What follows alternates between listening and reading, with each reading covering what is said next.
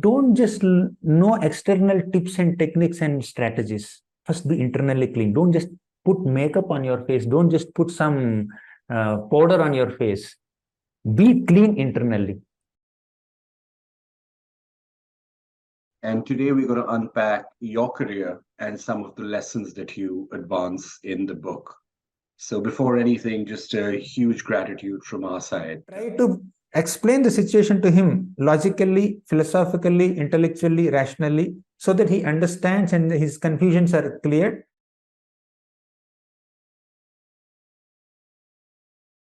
It's a pleasure to welcome you to Network Capital, Gauranga Darshan. Thank you very much for writing this phenomenal book. I thoroughly enjoyed reading it. And today we're going to unpack your career and some of the lessons that you advance in the book. So before anything, just a huge gratitude from our side for this. Thank you. So tell us a bit about your life, which was started in tech, and you were at the Indian Institute of Sciences.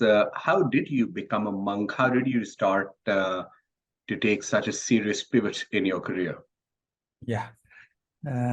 First of all, let me thank you for having me on your wonderful platform, Network Capital. And it's my great pleasure to meet all of you, Varyaji and yourself. And with gratitude, I would like to begin my answer to your question. So, yes, as you said, I have a tech background. I was from Indian Institute of Science, Bangalore. I did my master's there. But even much before that, I'm a part of a simple middle-class family where my parents are into spiritual culture. So whatever spiritual inspiration and education and culture that I have with me today, it all began with my parents. So they inculcated the values and moral values and spiritual teachings in me. So in my childhood, my father used to recite some Bhagavad Gita shlokas, and also Venkateswar Suprabhatam. There are certain prayers to the Lord. So he used to recite all that. And I grew up learning and hearing from him. And also out of his great excitement for spiritual culture, he joined me in a school in my 8th standard, where every day morning for about 45 minutes, all the students in the school, 700-800 of us, so we would gather together for morning prayers and we would recite shlokas from Bhagavad Gita, which is a very popular Indian scripture, right? As all of you know. So I grew up in that culture. So I had some spiritual inclinations. Then eventually I did my bachelor's degree in electronics and communication engineering. Then also I came to Bangalore to do my master's in the Indian Institute of Science. So there, it's a very interesting journey. If we have time, I'll just share a small story. Please. On the first day of my entrance into Indian Institute of Science, it was August 1st, 2005. I went to my college and I went to the admin office and they first gave me hostel keys. Okay, take this keys.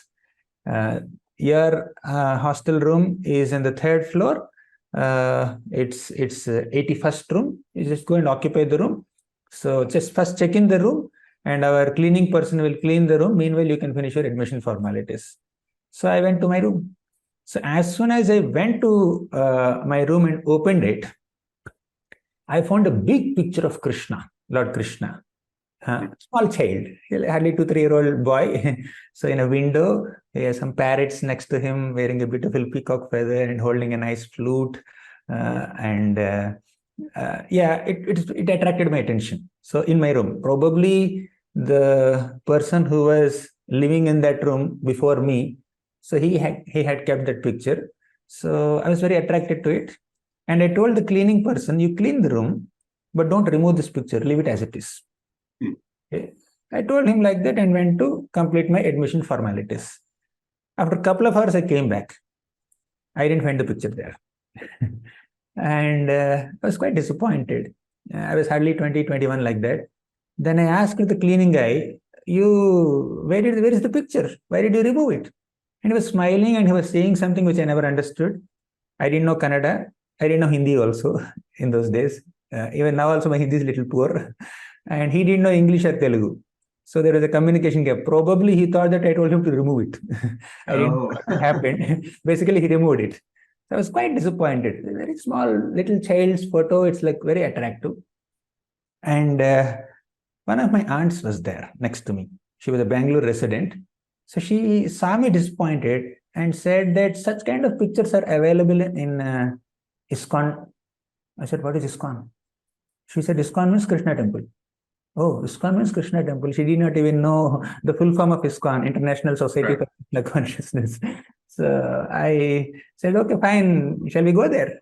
That weekend she took me to the temple. So then I went to the temple just searching for this one picture, little picture, not little picture, big picture of a little Krishna. So when I went to the temple, I was searching for this picture and I found that picture in the book table. And I went and asked the person who is in the stall, I need this picture. He said, it's 20 rupees. I said, fine, I'll pay 20 rupees. He said, you take this book, this picture is free. He showed me another book that has all the stories of Krishna. Okay. And I opened the book. It has many stories and many other pictures also.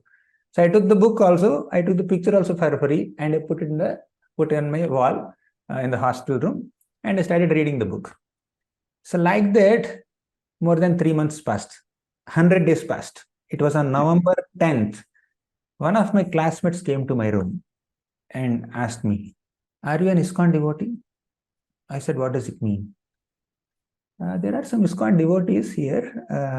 When I saw the picture in your room, I thought you are also an ISKCON devotee. No, I went to ISKCON a couple of times and I liked this picture. I just brought it and I liked the book and I just kept it here.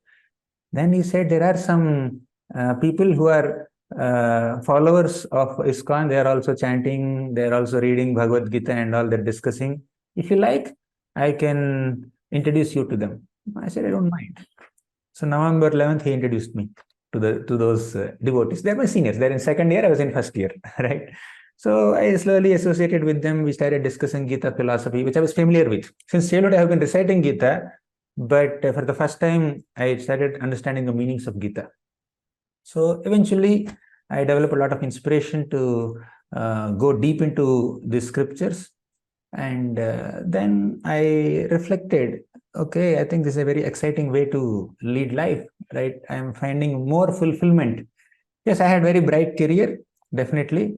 So to cut the long story short, my project was very good. I got A grade in my project and it was a very nice topic also. And I was getting a job in GE and eventually I took a very good job in TCS Innovation Labs in Mumbai. So then after doing like that for a year or so, then my pursuit for going deeper into philosophy and living a more spiritually inclined life just made me take to a full-time monkhood. In 2009, I just joined. Just in 2 years, I took a decision and then just joined. It's a long story. I just put it in short. It's very helpful. Yeah. We often try and understand the role of serendipity and following one's curiosity in shaping our careers. And yours is a fantastic example of that. So tell us a bit about Dhruva and what prompted you to write this book. Yes. So as a part of my spiritual practices, which we technically call sadhana in our Sanskrit language, as a part of my sadhana, we read scriptures. Prominently Bhagavad Gita, Srimad Bhagavatam, and few other spiritual literatures. So Bhagavad Gita is not a book of stories. It's a pure philosophy book. Very small book, only 700 shlokas, and it's fully philosophy. But the philosophy and the lessons taught by Bhagavad Gita are more elaborately described in another scripture called Bhagavata Purana. So it has 18,000 scriptures, 18,000 shlokas divided into 12 parts. So I understood the Gita philosophy in a much deeper way, with better examples and with a lot of historical incidents. And with the examples of people who have practiced the philosophy of Bhagavad Gita, when I read Bhagavad Purana. In Bhagavad Purana, there are so many beautiful stories. So many great spiritually advanced personalities are very nicely described here. So many stories. Of all the stories, the story of Dhruva appears in the fourth canto, fourth skanda. They call it skanda. And the fourth part of Bhagavata Purana. So it's covered in 5 chapters. So there are so many stories, like Prahalad story is there, Ambarisha's story is there. There are so many names, okay? So many great personalities are there. But Dhruva, specifically I chose Dhruva because the story provides a wide range of emotions. This is the success story of a small child who became a very great celebrated prince and later a great emperor and warrior. His life was 36,000 years. Most people know the first 5 years of his life and the 6 months of his success story, okay? But there is a lot of other things that he has done. So Dhruva is not like a born devotee or born successful man. He had a very simple background. He was not even getting some attention from his father. Although he was born in a royal family, he was not even getting some love and affection from his father also. His father had 2 wives. The name of Dhruva's father was Uttanapada, and he had 2 wives, Suruchi and Suniti. You have seen the names. If you know a little Sanskrit, Ruchi means taste, right? Niti means morality, right?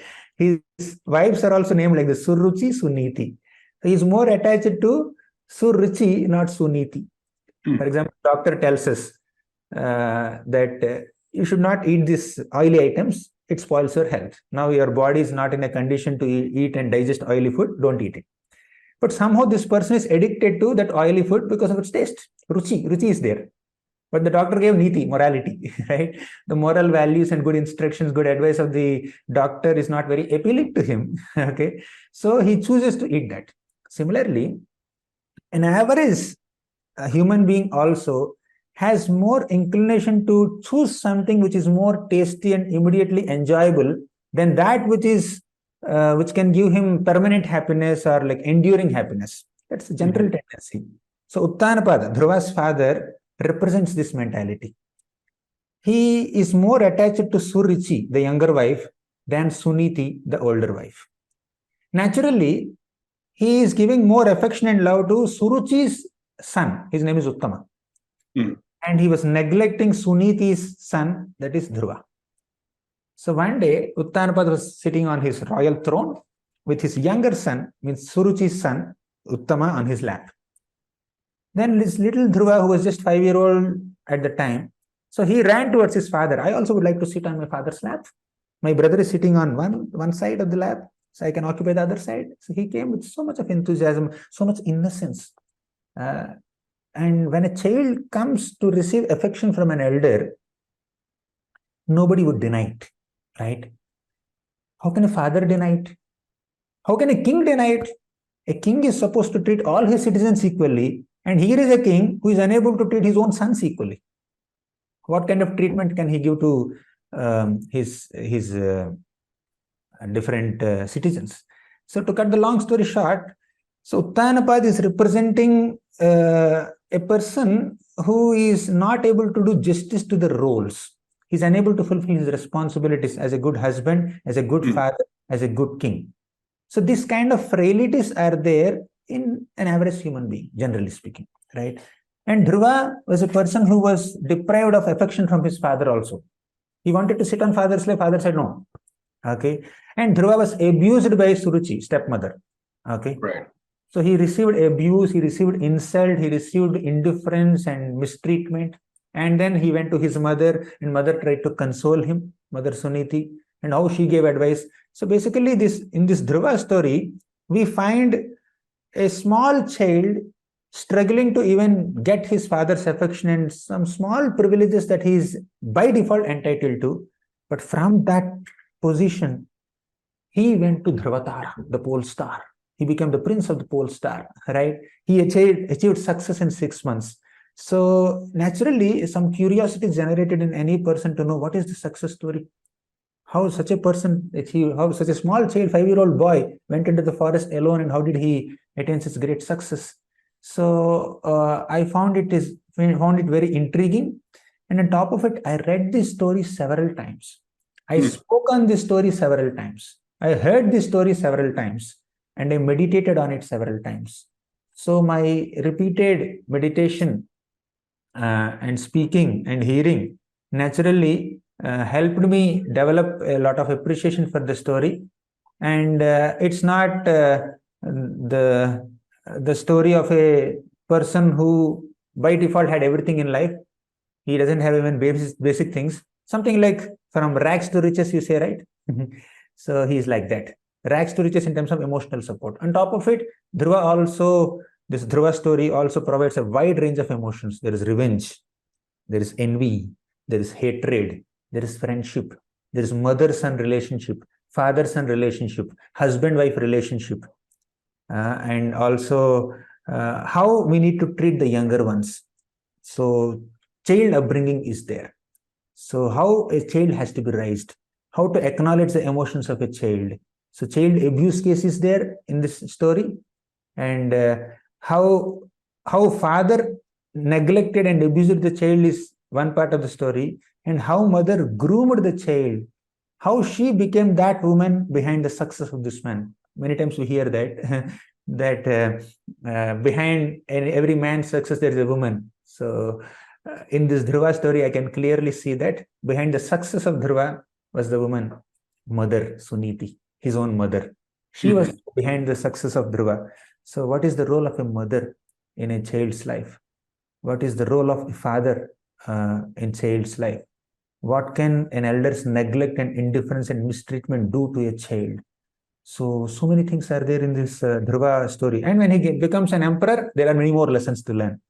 Yeah, so let's break this down into part one and part two. So in part one, those are his early years, early upbringing, and that has a profound implications for how he grows up and how he thinks about the world.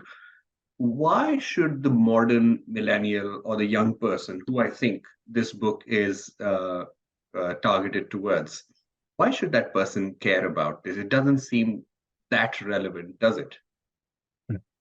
So as far as the relevance of Dhruva's story to a modern man is concerned, it all depends on the perspective. Okay.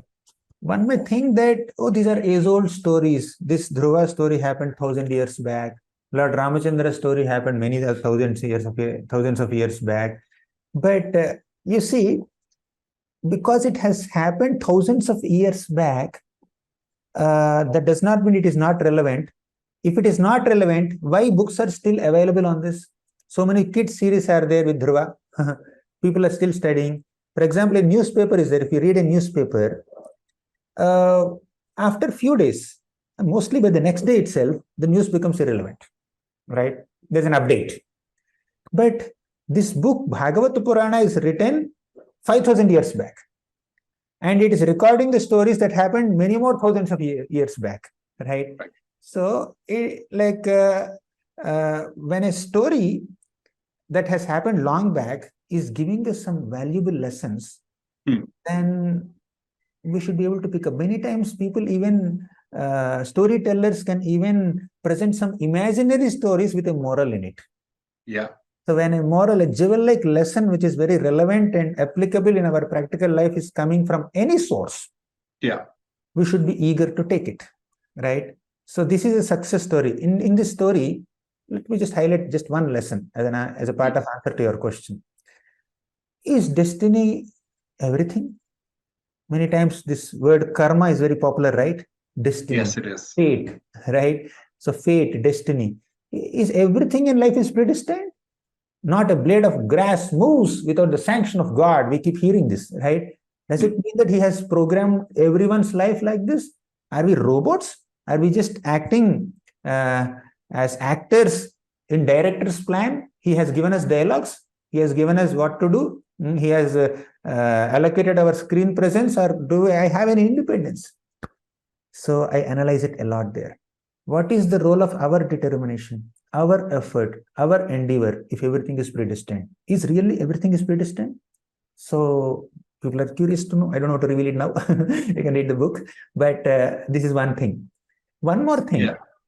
Let me highlight one more important lesson.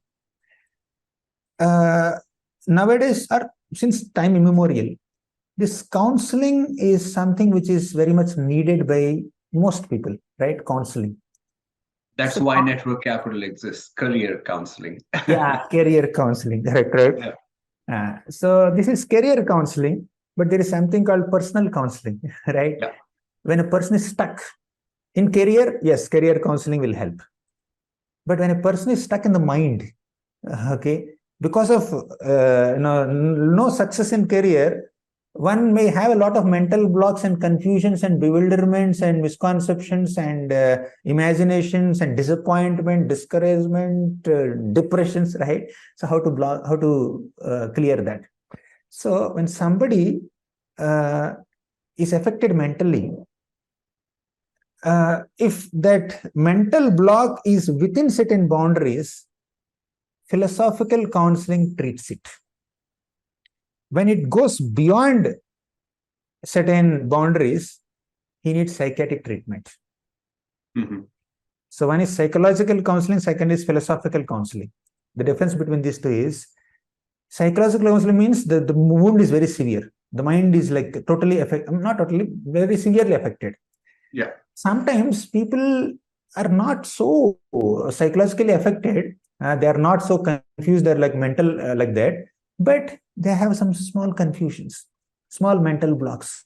Uh, like because they are so absorbed in dealing with a problem, they're unable to see solution, which is obviously there if we just do little analysis, little bit of philosophical analysis, little bit of reasoning, logic, some kind of rational analysis will bring some clarity in the problem. For example, you are in some confusion and you go to somebody who's a little more wiser than you, and then he explains the problem from a different angle, different perspective, and brings some clarity in your own emotions, in your own thought process.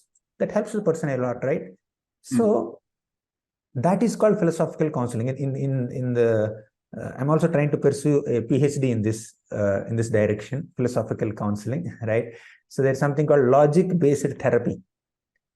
There are many other therapies, physical therapies, Ayurveda therapies are also there, and mental therapies are also there. But logic-based therapy is you just place some logical questions in front of the person, and you just try to explain the situation to him logically, philosophically, intellectually, rationally, so that he understands and his confusions are cleared. So there, in this story of Dhruva, there are 3 episodes of philosophical counseling. One, Mother Suniti counsels Dhruva, who was completely disappointed and devastated when his stepmother insulted him. So when somebody insults us, when our emotions are very high, when we are very angry, when we are so disappointed, we cannot think logically. We lose our ability to think logically. At that time, somebody, some well-wisher comes and then helps us think logically. Okay. Then, oh, right. Very, very simple, very easy, right? I didn't get this logic. Then all your confusions are simply cleared. So Suniti helped Dhruva to understand things more from a philosophical and intellectual perspective and not getting emotional, right? So that is like one incident. Like that, there are multiple incidents where Dhruva himself, the hero himself, is philosophically counseled by his elders and well-wishers, superiors. So I also highlighted that part in the book, philosophical counseling. And the reason I brought up network capital is that our theory of change is that if you want to make an impact through people's careers, it's not just about giving them the right tools, techniques, and content and resources. It has to be about getting the right philosophical guidance, being there when the chips are down. So work, life, career, philosophy, there is an intersectionality, and that's essentially what we are trying to build here. And that's also why I was particularly excited to hosting you, because you're a techie turned monk who's talking about philosophy. And I think the way you've structured the book, with the way you've provided key points of insights towards the end, that also makes it very relevant and relatable. to people. So thank you again for writing it. But let me push you a bit more before we go to section 2. In today's world, there are many ways of looking at philosophy, and sometimes people think of religion and philosophy together. Some people try and look at various angles, even if unintended. So, what's your advice to people reading to Dhruva who are perhaps not from India, who perhaps do not relate to the characters here, perhaps not even to any philosophical, religious, or other insight? So when we say philosophy, like it need not be aligned to a particular religion only. All of us are human beings, right? Now, an average human being need to think in an intellectual way, rational way, logical way, and for that some kind of philosophical bent is required.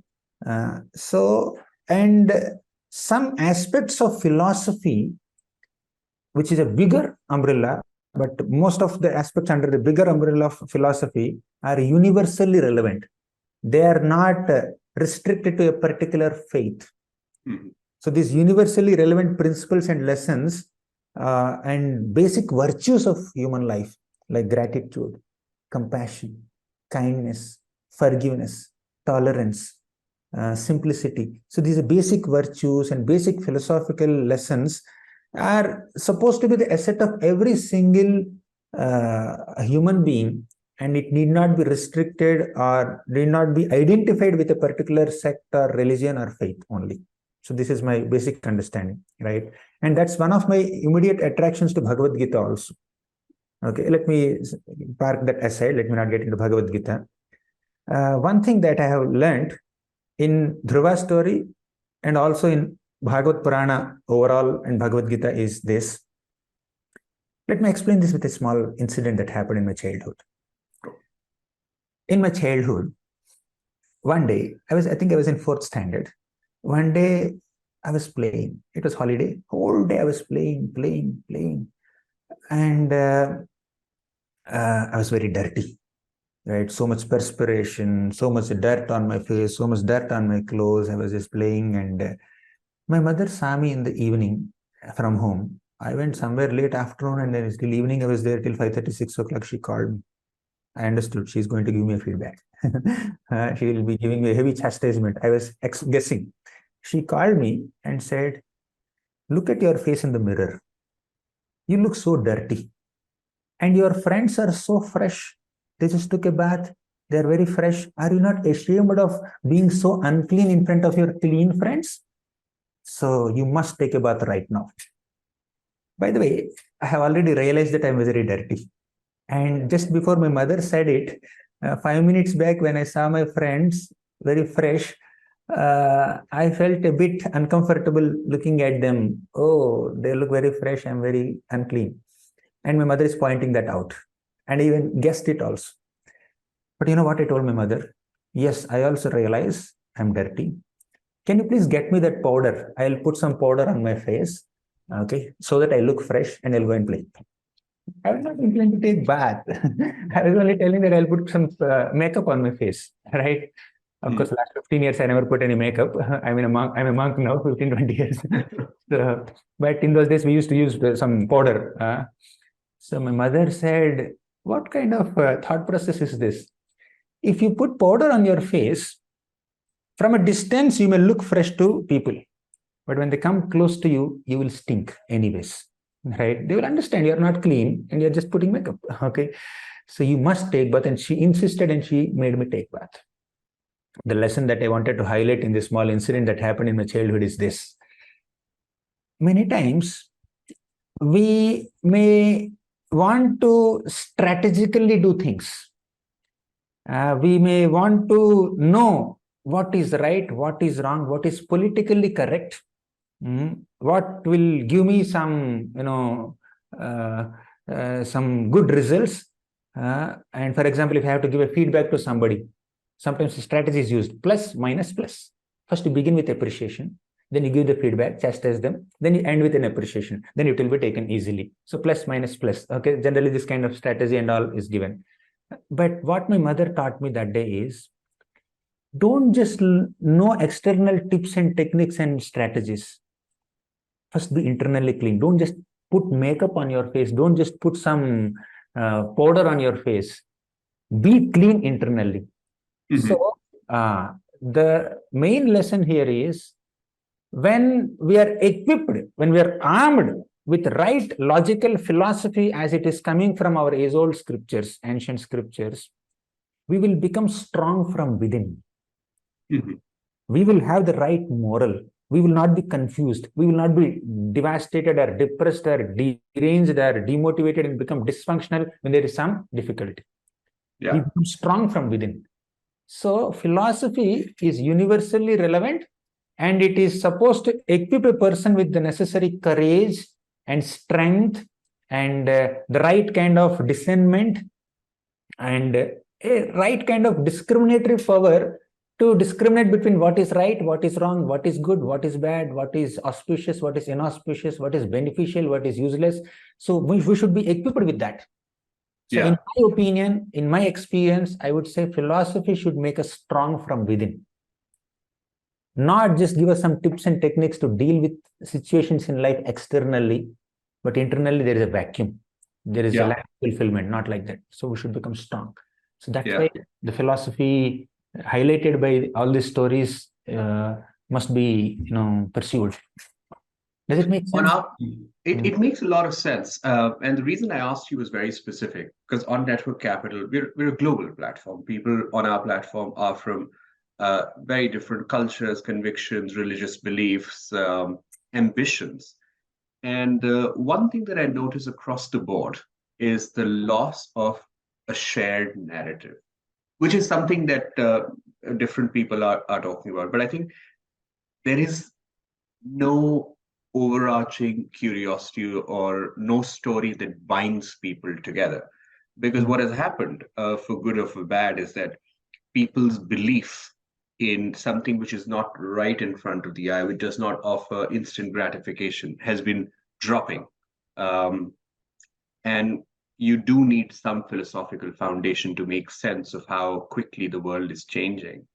And stories are a very interesting way to get them back. So with that said, I am convinced very much with your answer. I do want to move to segment 2, which part 2 of the book, which deals with power in a way, which deals with how you keep power, how do you expand, how do you deal with tension, dilemmas, and so forth. And there have been books written about it. Like there's Machiavelli on one end, but many books about political philosophy are to do with power. Tell us about Dhruva and power.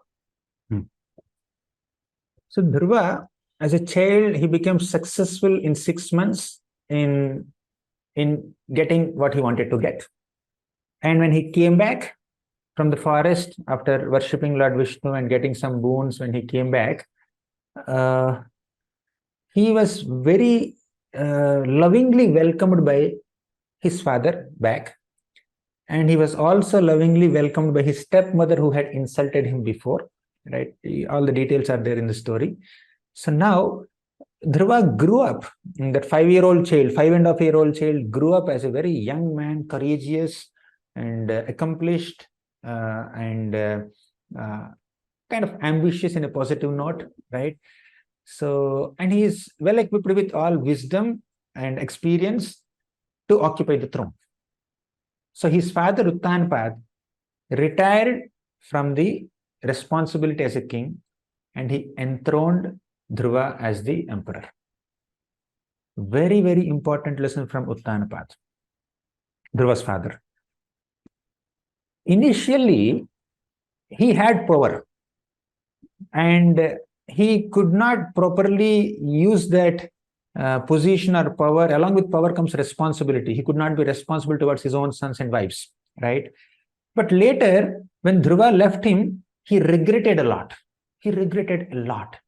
So the lesson is, sometimes even a powerful person, influential person, even a king or a leader also can make a mistake. But an honest person regrets for the mistake. an honest person is one who tries to rectify the mistake and not justify the mistake, whether it's a leader or a common man.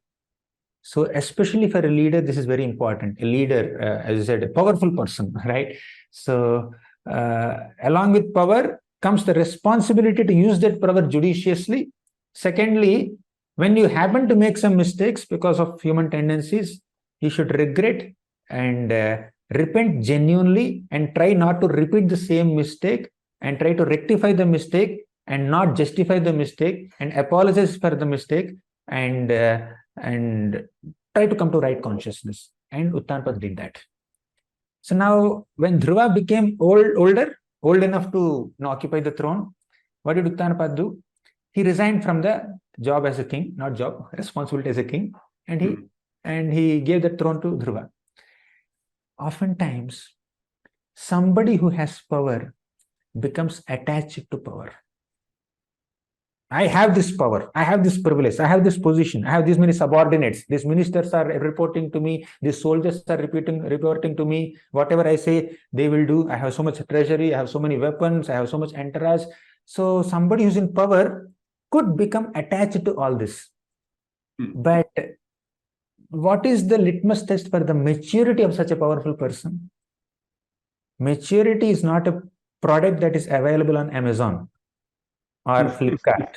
I want 10 packets of maturity. Please order me by 3 days. Please get me in 3 days. It doesn't work. So maturity, Uttanapad had. Maturity is revealed. A person's maturity is revealed in relinquishing the power at the right time. What is that right time? When there is an able successor who can take over the kingdom or the responsibility and can more effectively do it, then that's a time for you to retire, right? So Uttanapad and even Dhruva also, later when he became king, these great kings ruled with responsibility and retired with renunciation. They ruled with responsibility and they became detached at the right time. When did they become detached? When an able successor is there to take charge of the kingdom. Right. So one important lesson that I want to highlight here is someone who has power should also have self-control, should also have some detachment, should also have the maturity to relinquish that power when the right time comes. So responsibility does not mean attachment. Detachment does not mean irresponsibility.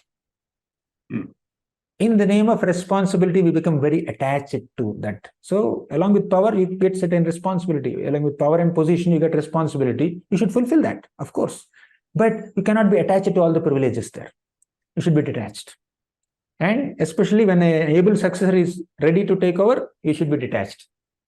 And anyways, I need to give it up one day. Why should I be responsible? Let me be responsible. That is not the right attitude. As long as we're in the power, let us responsibly do our activity. So in short, responsibility should not lead to attachment, and detachment does not mean irresponsibility. So a powerful person, a person in power or a great position should have the perfect balance of responsibility and detachment. That makes him a powerful person. And Dhruva demonstrated this in his life, and his father also did it in his life. Right. But it's actually very difficult to do because not sure if you watch these movies on Wall Street, the popular quote goes, greed is good. You know, greed has a lot of upside as well. A lot of the premise of capitalism is built on a version of greed. Let's talk about that. Do you have any comments on that? Is there a way to reconcile greed and make it work for us, or is greed bad, based on what you've discussed or read so far? So is greed bad? Depends on what we are being greedy for, right? Depending on how our greed is affecting us and others. So you can be ambitious. Dhruva has been ambitious, but did his ambition affect anyone else? So if my greed is killing my own peace of mind, is making me restless, making me very confused and overly passionate and killing my sleep, and if I'm getting dysfunctional in my basic things of life, that greed is very harmful to me. And greater harm that greed can do is when out of my greed, when I take away others' privileges, when I harm other people, when I sideline other people, when I subdue them, oppress them, suppress them. So that greed is extremely detrimental. So you can have ambitions, but that ambition has to be properly, maturely balanced with satisfaction. Ambition and satisfaction. That also I highlighted in the book. When these two come together, that's perfect combination. So I just converted that word greed that you mentioned into just ambition. Life should have some ambition. In the name of, I should not be greedy. I should not be greedy. That does not mean you don't do anything in life, right? So there should be some greed to attain some goal, to attain success in something to some degree, right? But when is that greed or ambitious spirit bad, passion bad? When it affects our own well-being, when it affects 10 other people, right? 100 other people. So, do you think Dhruva always knew what he wanted to do with his life? no. How did he discover? Huh? How did he discover? How did he sort of build his life and career, if there was a career, so to speak? Yes, yeah, career he had, but not in a contemporary way. But he had a career. Not a general manager of a company. Yeah. Different, yeah. Yes. There are similarities. We can draw parallels definitely. So, did he always know what he wanted to do in life? He did not know. And how did he come to know? And how did he discover? How did he evolve? Two things. One, mature guidance. Dhruva had the fortune of receiving mature guidance from his mother when he was at the age of 5, right? And I'm not getting into the details of the story, but I'm just focusing on the principle. Dhruva, when he was at the age of 5, he was very, very maturely guided by his mother, and he moved ahead in life. And he wanted to do something that he wanted to achieve. Then his guru, his name is Narada, says Narada. So his guru or teacher guided him. So parents and teachers, they guided, right? And when he became an emperor, he did some mistake. Later, his grandfather guided him. So guidance is one very, very important element in Dhruva's life. Secondly, he himself had that ambition to discover what am I supposed to do and how am I supposed to do. He himself had that eagerness, enthusiasm, commitment, and zeal to become successful. So I would say, for us to become successful, or for us to know what we are supposed to do, we should have a desire to know, and we should need guidance also, right? So I highlighted, I think in the 6th chapter, 5th chapter, I had one very important lesson. To become successful in anything, either in discovering what is your goal or attaining the goal, you need 3 things. Desire, sincere desire, zeal. Second is determination, endeavor. Just by desiring things, nothing will work. Yeah, I desire to become a multimillionaire. What are you doing about it? Right? So desire should be followed by endeavor. So desire and endeavor, apart from these two, which are on our side, we need higher support. Prayer. I call it prayer. Prayer to God, or receiving guidance and blessings from elders, teachers, parents, mother, father, all that. So Dhruva did not know everything that he's supposed to do, but he was equipped with that knowledge because of his sincere desire and the support given by elders and seniors. Let me give a small example. Sure. Say you are traveling from one place to another place with GPS, right? You have put your Google Maps on your mobile. So when you are traveling with Google Maps, so for example, you are conversing while traveling, and the Google Map is telling you go straight. Okay, you should go straight, and then you take a right turn after 2 kilometers. But somehow while talking, you took a right turn after 1 kilometer only. Okay, you took a wrong turn. It's a right turn, but it's a wrong turn. You took the right side, wrong turn. Then what will the Google Map do? It will realign your path to the nearest one. So, okay, you have taken a right turn here, although you're supposed to go straight, but okay, no problem. Go 300 meters in this right direction, take a left from there, then move ahead for, some, like 500 meters more, and take another left and travel for, 600 meters, then you're on the main path. So by doing so, you must have lost 5 minutes. But because you have Google Maps, you realigned your path and you're on the right track. Just imagine you did not have Google Maps and you did not know the address, and you're traveling and you took a wrong turn and you do not even realize it, right? So although you're supposed to go this way, you went this way. Initially, the degree of deviation is 1 degree only. You travel like that for 5 minutes, the degree of deviation will become 30 degrees. You continue to travel, you'll end up in a different destination only, right? Therefore, guidance from an elder, superior, well-wisher, more experienced person is very, very important for us. So because Google Maps is there, you just lost 5 minutes and you came back on track. But when that map is not there, and you don't even realize that you're going wrong, you'll go in a different direction. In Dhruva's life, it happened once. Once he had to fight with some enemies. So somebody killed his brother and he went to went to punish that person. But he ended up killing everybody connected to that person. For one person's mistake, is it appropriate to condemn and punish an entire community or a group or a race or a country? It's inappropriate. But Dhruva became a victim of his own anger at that time. His grandfather came and said, hey, for one person's mistake, how can you kill everybody? How can you kill everybody in that group? Stop it. And he immediately stopped. Right? So we need guidance from great souls. Yeah. I think this particular story has huge geopolitical implications.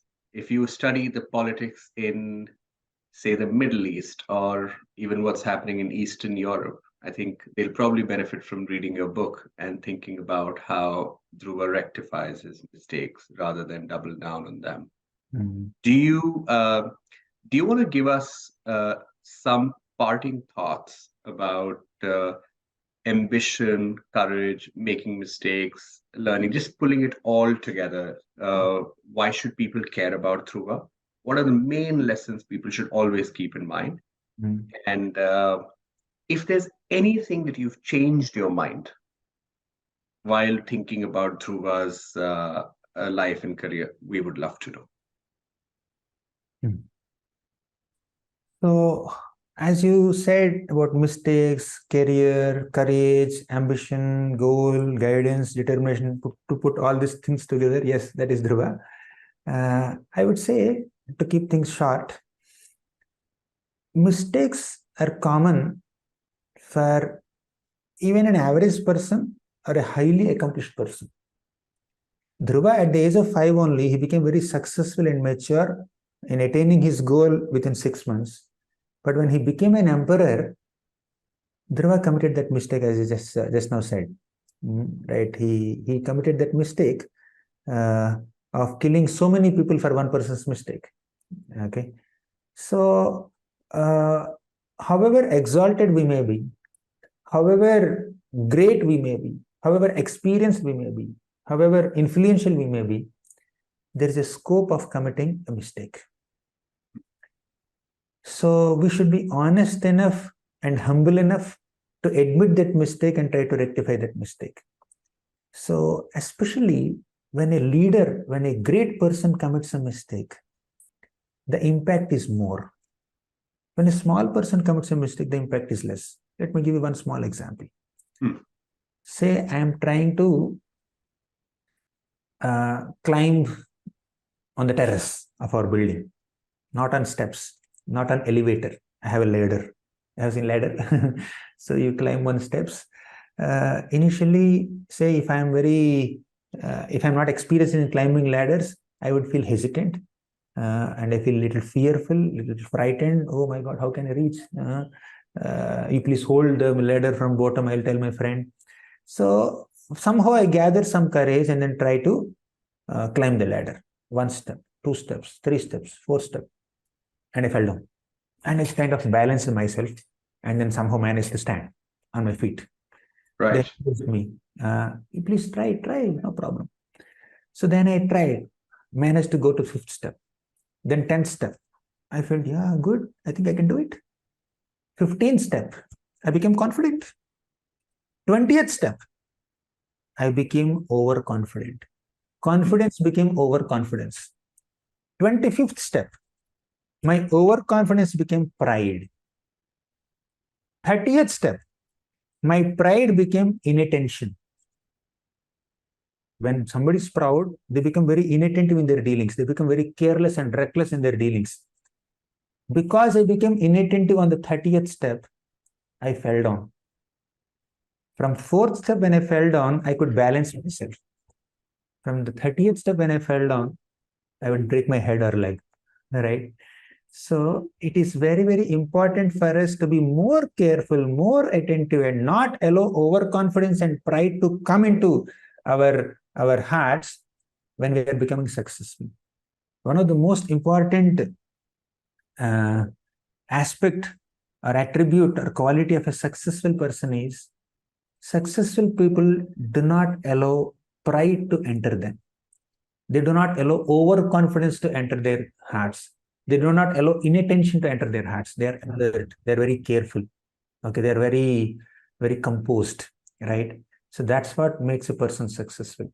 And by the way, this book, although I mentioned here Success Sutras, Dhruva does not only teach how to attain success. Dhruva also teaches us how to deal with failures. Yeah. In life, we don't just get success only, or we don't have to aspire for success only, or all our pursuits and endeavors should not be directed towards attaining success only.